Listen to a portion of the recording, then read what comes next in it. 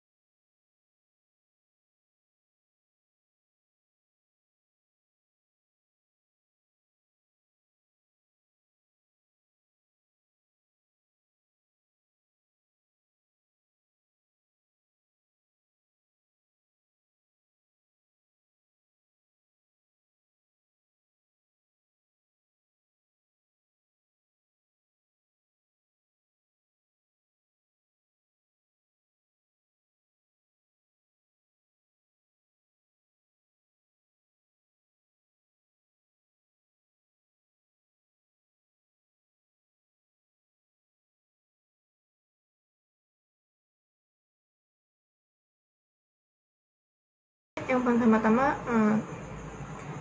saya akan menjelaskan uji validitas dan reliabilitas. Uji validitas atau korelasi pasang memiliki tujuan mengukur sejauh mana item-item kuesioner mengukur konstruk yang sama atau validitas konstruk. Di sini ada hasil outputnya. Saya akan menginterpretasikan karena R dihitung lebih dari tabel 0,44 dan signifikan kurang dari 0,05,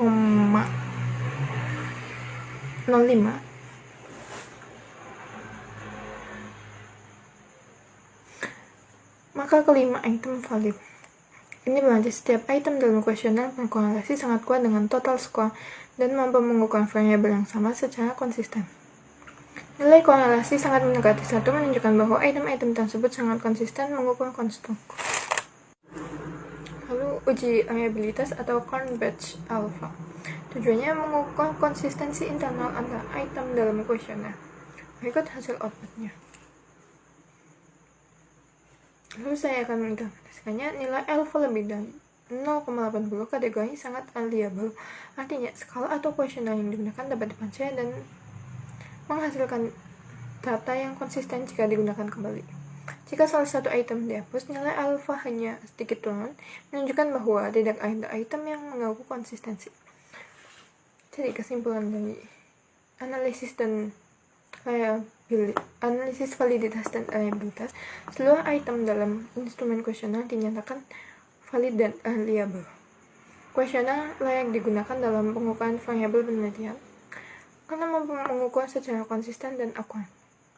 Dalam penelitian tingkat kepuasan mahasiswa terhadap layanan akademik, hasil ini menunjukkan bahwa instrumen kuesioner sudah memenuhi syarat untuk digunakan dalam penelitian lanjutan, baik dalam skala kecil maupun skala besar.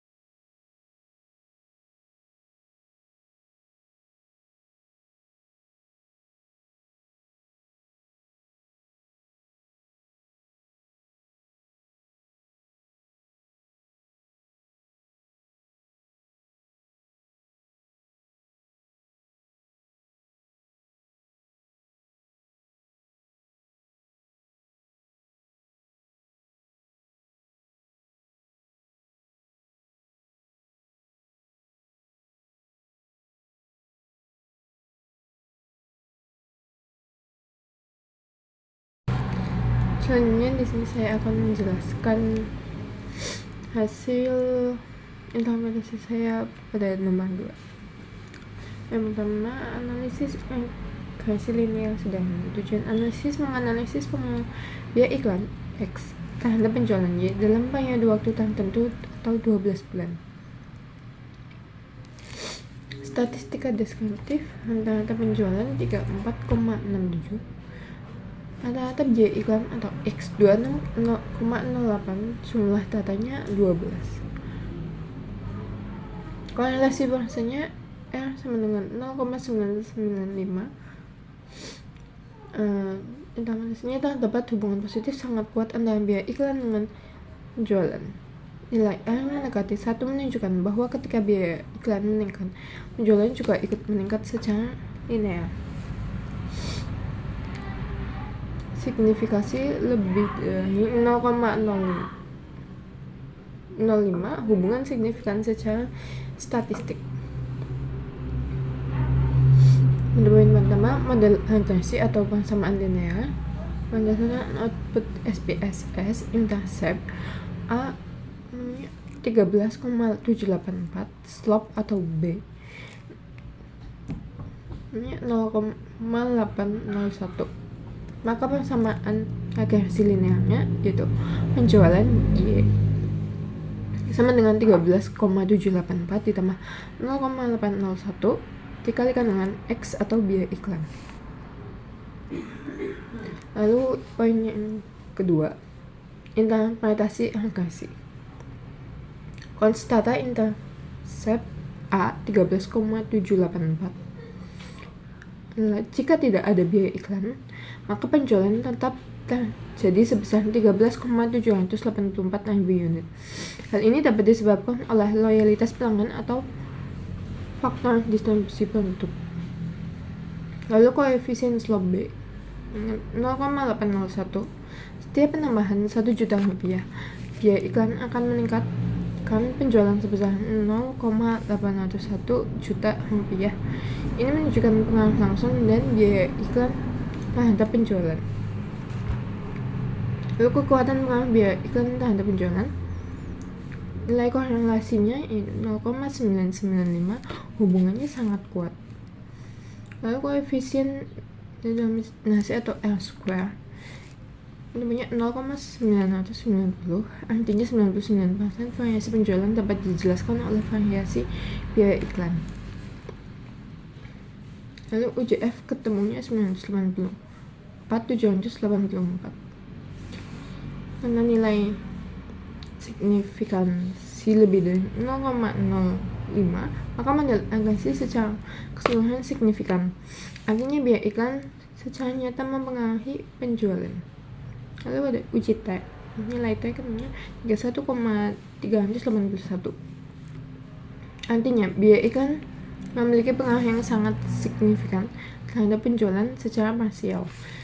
Prediksi penjualan jika X 45 juta rupiah itu 13,784 ditambah 0,801 dikali 45 namanya 13,784 ditambah 36,045 sama dengan 49,829. Jadi jika perusahaan mengalokasikan 45 juta rupiah untuk iklan, maka penjualan diperkirakan sebesar 49,83.000 unit. Ini di sini ada analisis error. Standar error estimasi 0,795 cukup kecil. Nilai residual berkisar dari minus 0,809 hingga plus 1603, menunjukkan prediksi model cukup akurat karena selisih antara nilai aktual dan prediksi kecil. Jadi di sini saya dapat menyimpulkan kuesioner dapat digunakan valid dan reliable. Hubungan antara biaya iklan dan penjualan sangat kuat dan signifikan. Model regresi linear sederhana signifikan secara statistik dan mampu menjelaskan 99% variasi penjualan. Persamaan regresi menunjukkan bahwa peningkatan biaya iklan secara langsung meningkatkan penjualan. Lalu model dapat digunakan untuk membuat prediksi penjualan berdasarkan besaran biaya iklan. kasih. Sekian penjelasan dari saya. Terima kasih sudah menonton.